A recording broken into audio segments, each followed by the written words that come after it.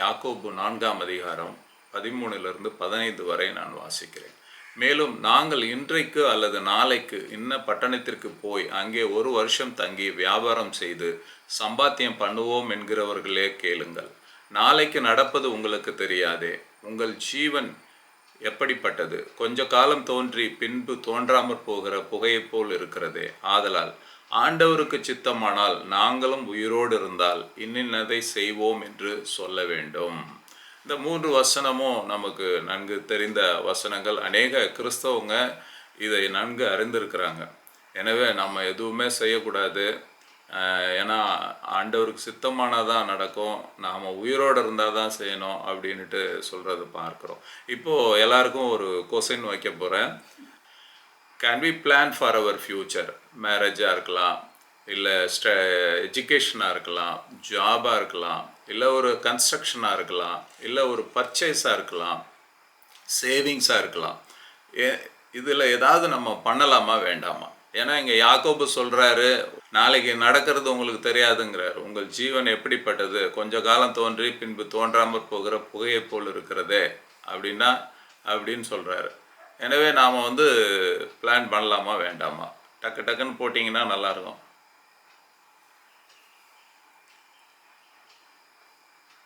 Plan பண்ணலான்றவங்க எஸ்ன்னு போடுங்க. யாக்கோபு சொல்கிறத ஃபாலோ பண்ணி வேண்டான்றவங்க நோ போட வேண்டாம், எஸ்ன்றவங்க மட்டும் போடுங்க. சீக்கிரம் போடுங்க, டைம் இல்லையே.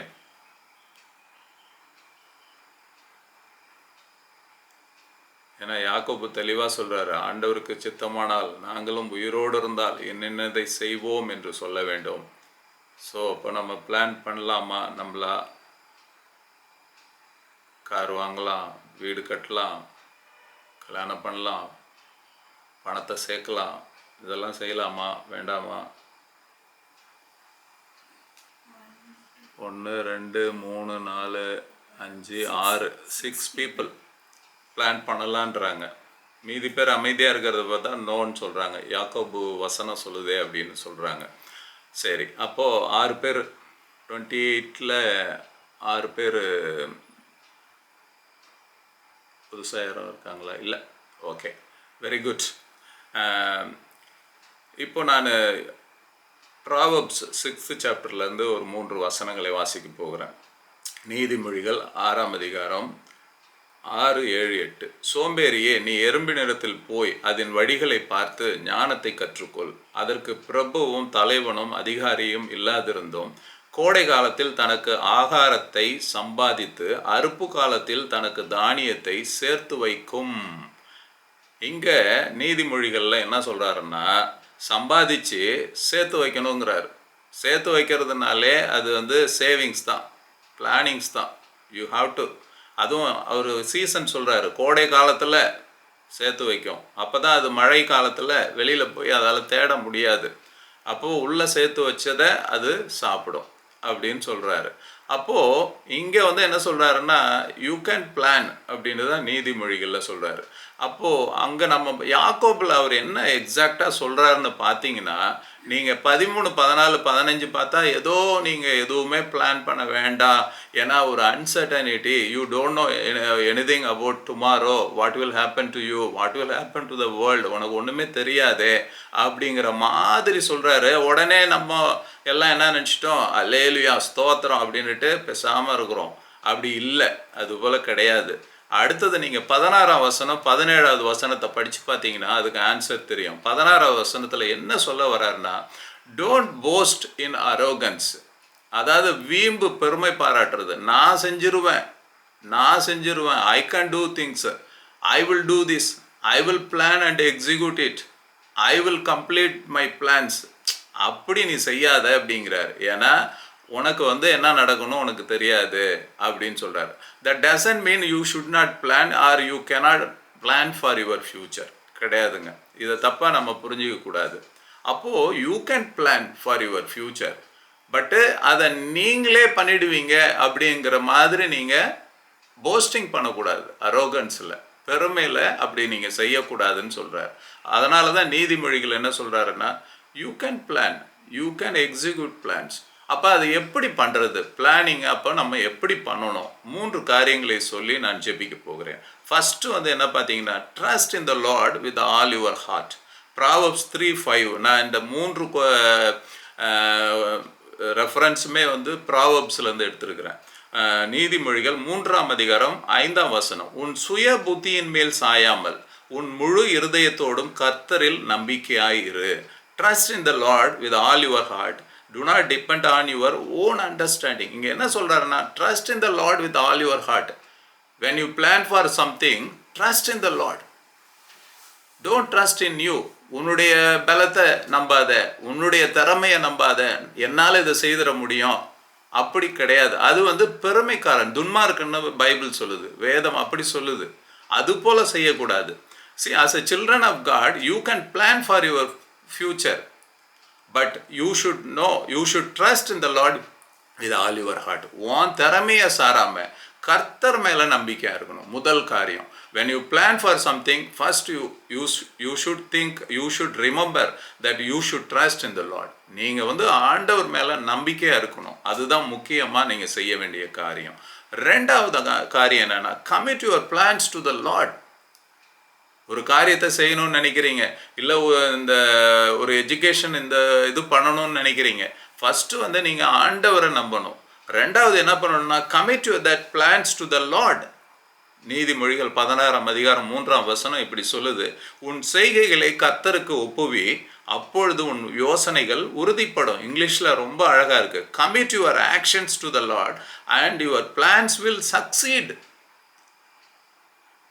பிளான் பண்ணியாச்சு, ஆண்டவர் மேலே நம்பிக்கை வச்சு தான் நீங்கள் பிளான் பண்ணியிருக்கீங்க, சரிங்களா? நாளைக்கு நான் இதை செய்ய போகிறேன், இல்லை 6 monthஸில் நான் இதை செய்ய போகிறேன்னு ஒரு பிளான் பண்ணியிருக்கீங்க ஒரு காரியத்தை.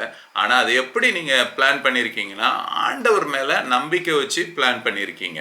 ரெண்டாவது என்ன பண்ணுறீங்கன்னா, you are committing your plans to the Lord. நீங்கள் அதை வந்து ஆண்டவர் கரத்தில் ஒப்பு கொடுக்குறீங்க.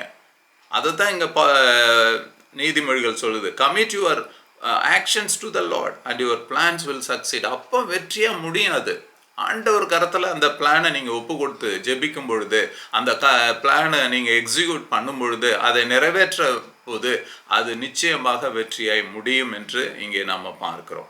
மூன்றாவதாக என்ன செய்யணும்னா, be focused to carry out the plans.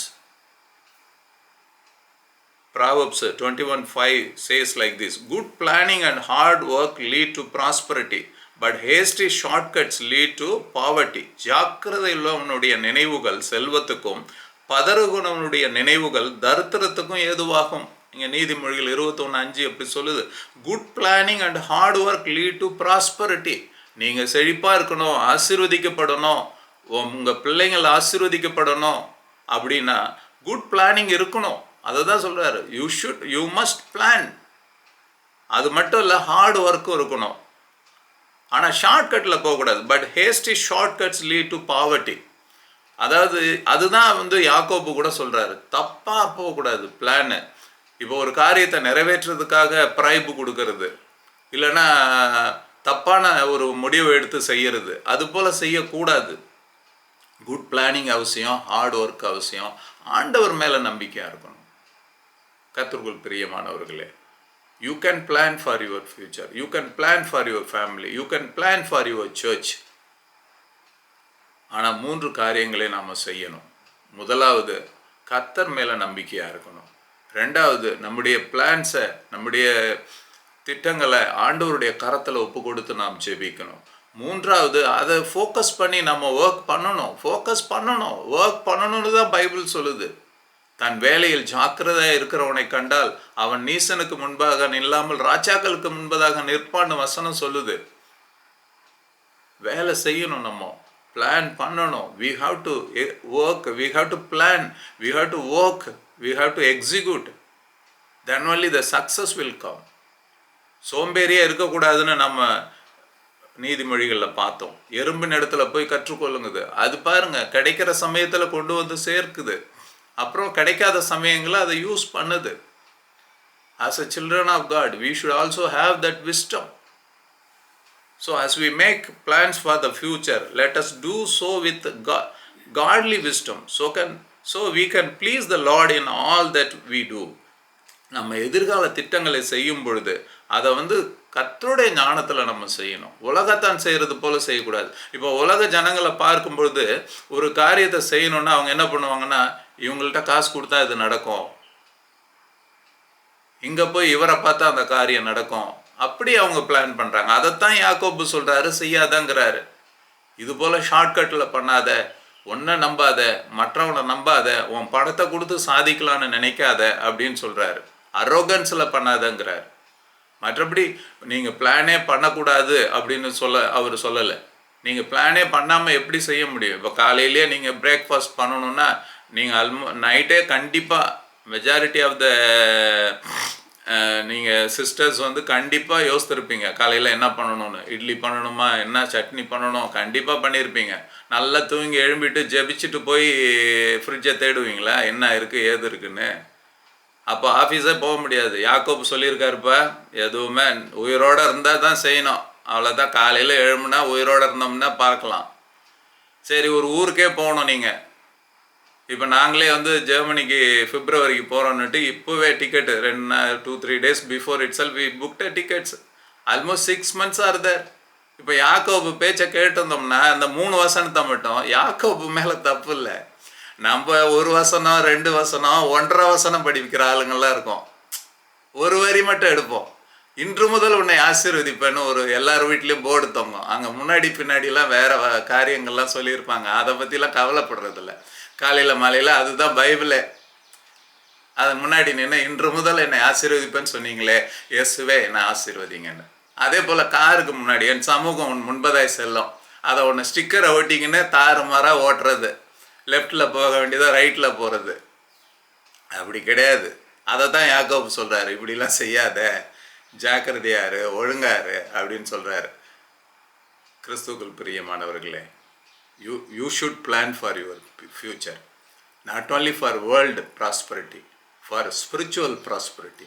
எப்படி ஆவிக்குரிய ஆசீர்வாதத்திற்காக நம்ம ஜெபிக்கணும், வேதம் வாசிக்கணும், ஆண்டவருடைய சமூகத்தில் காத்திருக்கணும்னு பிளான் பண்ணுறோமோ, உலக பிரகாரமாகவும் யூ கேன் பிளான். பிள்ளைங்களுக்காக சேவிங்ஸ் பண்ணுங்கள். யாரெல்லாம் சேவிங்ஸ் பண்ணாமல் இருக்கீங்க, சேவிங்ஸ் பண்ணுங்கள்.